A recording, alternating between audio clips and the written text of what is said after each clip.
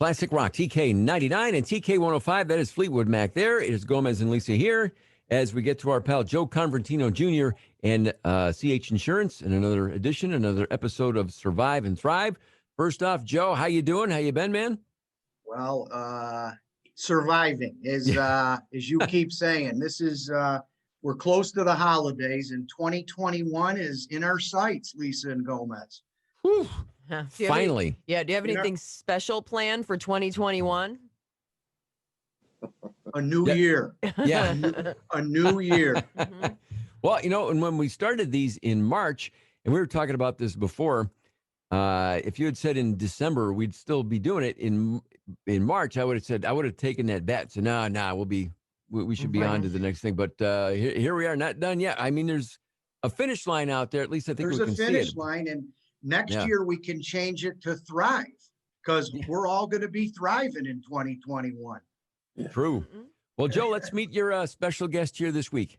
Yes, happy to have Jim Hickey, president of Charles Signs, recently awarded Family Business of the Year by our good friends at Biz Events, which Hey now. Gomez and Lisa, Right. you have won an award at Galaxy and That's at true. Levine and the crew. So, Jim, welcome. Thank you very much. Happy to have you. And, we talk about businesses. I know you and I have talked, we've had all types of industries. Here we have a sign company, construction related. April, May hits. I know you said, oh my God, back then. Tell us, some of the things you did to make your company successful and continuing on.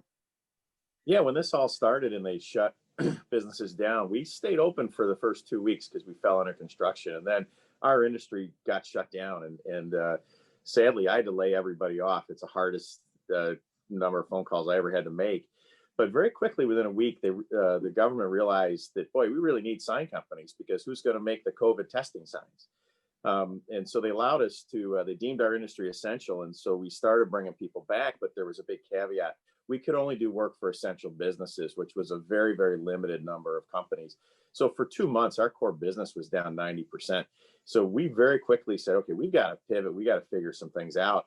And so we actually got in the shield business. So when you go into banks and the tellers and you see the plastic shields in front of tellers between you and the stores, we started to do that. We invested a ton of money in raw material. We normally did inventory material, but I had a feeling that if I don't buy this stuff, I'll be out of business because there won't be any materials. And thank God I did that, because it made a huge difference, allowed us to start to bring our employees back and get them off unemployment. And within 3 months, revenue-wise, we were back up to where we were, certainly not margin-wise, because we were doing personal protection equipment and things like that. But it really got us through the hump, with that. And then once the PPP money hit, businesses had money again, and they really started to invest in their business. It was really interesting to see, because we only do business with businesses, and business is still strong. We're seeing it a little soft right now. I think people are a little nervous with this wave, but we're here for them to help them get through it. And, we've got a great group here, just like you do, Joe. And I think it makes all the difference in the world, is that when you can rely on your employees to help you figure out just what the heck are we going to do. Because overnight you switch from, let's think about what are we doing 6 months from now, 12 months from now, to, oh my God, what am I going to do today? And that didn't change for a while. And it was a huge, huge, huge shift for us to do that.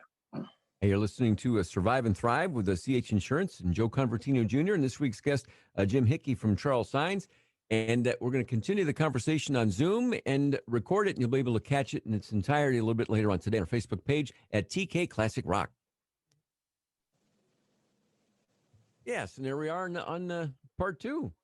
All right. Hey, Jim, talk about, if you can, that when things hit and started in March, like everybody, and then when you slowly realize exactly the extent of what's happening, that feeling, that moment when you realize, you know what, I've got to make some very uncomfortable decisions here, moving forward. Yeah. Tell about that time period. Tell us about that, because I think that's a common experience looking back that a lot of people had. Yeah, it was really, really interesting, because when, the executive orders started coming out saying, okay, you've got to be 75% capacity, 50% capacity, working from home. Well, it's really impossible for my business to do that. I can't send somebody home to make a letter G. know, Right. our equipment, everything we have is here, you know. And then to further complicate it, we had just made a very large investment in capital equipment. We brought on a brand new 5x10 CNC router. We brought in a new laser piece of equipment, and all the people that were supposed to show up to set that stuff up. And so we've got, as a matter of fact, they still haven't been able to come up here because of that. So the router, we ended up assembling that ourselves. I mean, you talk about taking on something that you didn't think you'd have to do. You've got a very expensive piece of equipment that we said, okay, we've got to get this working, because if I didn't get that up and running, we weren't going to be in that shield business, you know, with it and stuff. So it was a bootstrap moment for all of us. But really the hardest thing was that Saturday that I had to call everybody and lay them off. You know, this is a family business, second generation. And, you know, we're a small operation. I think we had 14 people back then, and we're not still fully staffed. We're back around 11 people right now with it. But, you know, you make that call, and I was really humbled with how supportive our employees were. They said, listen, we understand. And, you know, this isn't your fault, and it wasn't their fault either, you know. And so because of that is we started to reinvent the business and start to bring it back. Because again, if you weren't an essential business, I couldn't do business with you. And it was under potentially a $10,000 fine if we were, you know, caught doing business with non-essential companies, you know. And that was very frustrating because, for instance, if you were a bowling alley, I couldn't do work for you. But if you wanted to start selling ice cream out of your car or your truck, I could letter your car or truck because it was a food, you know, you could do that. It was just crazy. But as we started coming back, I didn't want to pick winners and losers with my folks in the production area. So what we did is we rotated them in, you know, 2 days at a time, so they could still get their unemployment plus the $600. You know, we didn't know how long is this going to last, and I didn't want to say, okay, you're back full time, and you know you're not. And you know, we really made a very concerted effort to do that, and I think they all really appreciated that. You know, just trying to keep everybody as financially stable as they could from my employee standpoint. You know, forget about us. You know, on that end of it. So, Jim, did you have to? You said you had to make some tough choices. Who's coming back and how you tried to make it really fair. Has this changed the way you're going to do business going forward? Are you going to have more, you know, once COVID is over, will you have more split shift, part-time, allowing people some more flexibility? Is that in your plan at all? well, you know, we still have that. You know, Lisa, that's a great question, because up until that time, we never really had that option. I mean, it just wasn't anything that we did. I mean, we're a manufacturer. We're here 8 to 5 Monday through Friday. But we have found it. I mean, we really had to figure out how to accommodate people. Like my assistant, for instance, you know, she has a son in the 3rd grade. He's hybrid. She's a single mom, and so now she's part-time. And you know, I really need her here full time, but I just can't say, oh, look, I'm sorry, you know, this isn't her fault that she's got to, you know, teach her son at home. And so the one thing we really looked hard and said, okay, you know, I really do care about my employees, and how can we create an environment that everybody can thrive and not just survive. So yeah, I think going forward, it's something we're definitely going to consider that I really hadn't thought about prior to this year. That's a great question. So Jim, for those 2 weeks, when we've talked to a lot of business owners, you know, it sounds like those shields, the light bulb, you know, you resurrected some things. How did that idea come about? Were you reading? Were you looking on the internet? Was it your wife? Who ultimately said shields? You know, I don't know. You know, well, one thing is a sign manufacturer, we always have a knee-jerk reaction. Oh, we can build that because everything we do is custom. You know, we can build. And we just sat back. I mean, when things started shutting down, I mean, I was in my office here. My wife and I were one of our managers, you know, and as things were shutting down, I mean, my wife, I was emotional. My wife's brought the tears, you know, saying we're managers. I said, geez, you could at least go get unemployment. You know, I don't know what's going to happen to us, what's going to happen to the business. You know, with it was just such a difficult time period. And so once you got over the shock and you said, okay, you know, we've laid everybody off. My wife and I were sitting here at the empty 17,000 square foot building saying, what the heck are we going to do? And said, all right, you know, this is the equipment we have. These are the materials that we have. And so out of the blue, a friend of mine called from down in DC because New York was the first one to really clamp down on anything. And he said, hey, he says, I got a good friend of mine. They're in the mask business, PPE. He said, I know your business is shut down. Maybe you can work with them. So working with those guys down in DC, we just started looking at all that stuff. And that's what really took us down that path.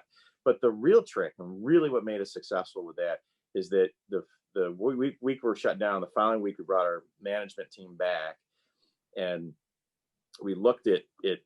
And our concern was that we weren't going to be able to get any raw material anymore because we get shipments 4 days a week. I don't inventory anything normally. Well, that has changed.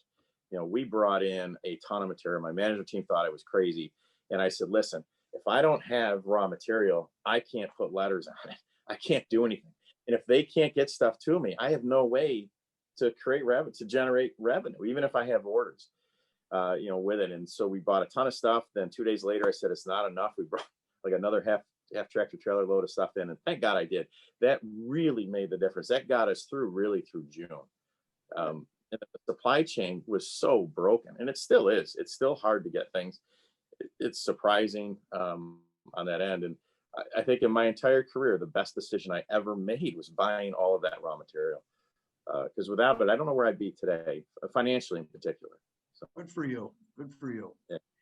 Hey, Jim, with the Charles Signs, and as you're talking there about, you know, being able to letter somebody's car if they're going to sell ice cream, but when you work for bowling alleys and do signs, and just in our Zoom call, there's a sign right behind us, the TK99 sign, and Yep. Joe has in your corner sign. Signs are everywhere. I mean, you know, people might think they hear the word sign and think billboard or whatever, but tell us about some of the other things that you do at Charles Signs that's maybe not what people might think. Sure. Yeah, we're a full service commercial sign company. So we do interior and exterior signage. I mean, our tagline is your image is our business. You know, we're really in the outdoor branding business and the interior branding business, just like that sign behind you there. You know, we do everything from banners.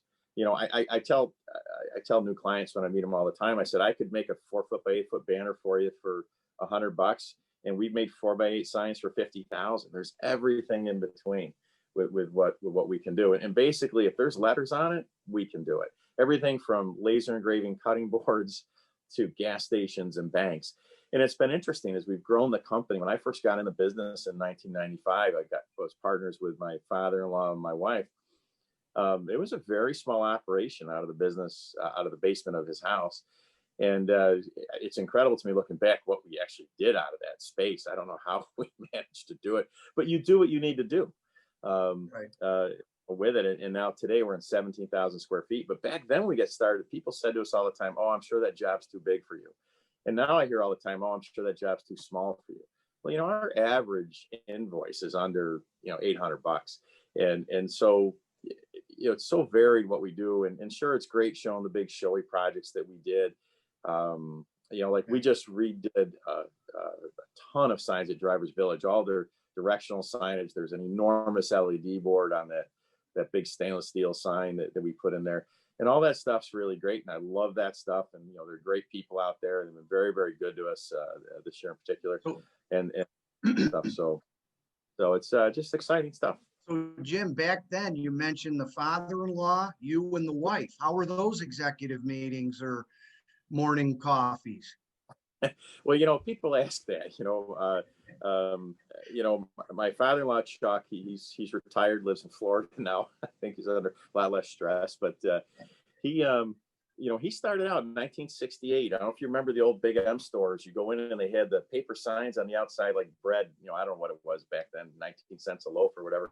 And he'd hand paint those paper signs. Wow. And that's got in the sign business, you know. And I met my wife when I was 16 years old at Wendy's in North Syracuse. She went to Liverpool High School. I went to CNS. And we've been together ever since. And, you know, I went off to college, was in the corporate world for a while. In 1995, we said, hey, let's start our own thing or buy something. And we talked to my father-in-law, and it was a great fit because, you know what, he was a sign guy that happened to be in business. You know, he wasn't, the business side of it was never his thing. He just wanted to paint signs. It's what he wanted to do. So that's why the fit was so great. I mean, we stepped in, I stepped in and we took over the day-to-day operations of the business. And he was, I mean, day one, he's like, here, take it. I don't want to do that. I just want to make That's great. That's great. But that's where a great partnership is. I mean, if you surround yourself with the right people, people take on the right things, and you're able to split that up and not step on each other's toes and try to second guess what you're paying them to do, you can accomplish great things. Yeah. You really can. Boy, Lisa, could you imagine if my wife was my partner in, man. in business? You guys know me. I She'd give kill Jim me a for lot saying of that. credit. I give Yeah, Jim yeah, a lot of credit. So, Jim, Well, before what? Well, I was going to say when before we got in the building we're in now, my wife and I shared an office. And then when we bought this building and we were doing the build out, she wanted to share an office, you know, and I said, no, that's no. I need my own space. So yeah, my husband and I don't share a bathroom. I have my own bathroom. Thank God. Jim, before we go, this has been great. We can chat all day, but Gomez, we're swamped, all busy, but you give back. Tell us a little bit. I know your involvement with JDRF, what you'd like the listeners to know as we get your message out there and it hits home with your family. Oh, it does. Yeah. I just joined the board of JDRF October 16th, 2 years ago. My 13-year-old son, he's 15 now, I was diagnosed with type 1 diabetes. And, you know, it's one of those moments in your life that, you know, I was always familiar with type 1 diabetes, but just did not realize every day is a battle. You know, a well-controlled diabetic is living a crazy day with their blood sugars going up and down. And JDRF has done tremendous work. And, you know, it's never a good time to be a type 1 diabetic, but if you know, now's the time to be living the advancements that they have. And my son has a continuous glucose monitor. I could tell you his blood sugar right now. It comes to my phone. The great thing is if he's ever low and he doesn't know that he's low, someone else knows that he's low. And we can actually locate him as well if we need to help him out. And just the technology. Matter of fact, yesterday, JDRF announced there's an at-home test you can do now to test it, and it will tell you. And again, I'm a little gray about this. It just came out yesterday. They'll tell you your chances of developing type 1 diabetes because there's drugs that are coming out now that if you're one of those people, they can help put off the onset of type 1 diabetes and stuff. So it's really exciting stuff going on there. And all the money, you know, JDRF is one of the reason I got involved in that organization was not just because my son was diabetic, but once I learned about that organization, that, you know, the donations that go there, I think it's over 80% of that money goes directly to research. Their overhead is one of the lowest overheads of any nonprofit organization in the United States. And, you know, we're serious about making type 1, type none, and getting rid of type 1 diabetes, you know, trying to figure out how to cure people. And that's what it is. I mean, it's great. So, yeah. And I know Lisa and Gomez, they have that annual event at the $1 Million Air Club, I think. Yes. You guys Gomez, you guys might have been there a couple years ago. I'm trying to think, or someone from Galaxy. I'm sure somebody from the company, because there are people here inside the company who are also active in the same organization too. So, no, that's great. Good Thanks, stuff. Jim. That's great to hear that. It's Jim Hickey from Charles Signs. Hey, Jim, great to talk to you. Good to see you here. It's an odd way to do it on Zoom, and maybe next time we'll be able to do it live in studio. Absolutely. I appreciate it. Someday Soon. And Joe Convertino Jr. from CH Insurance. It's Survive and Thrive, and we'll be back next week with another episode. Thank you, gentlemen. Thanks, guys.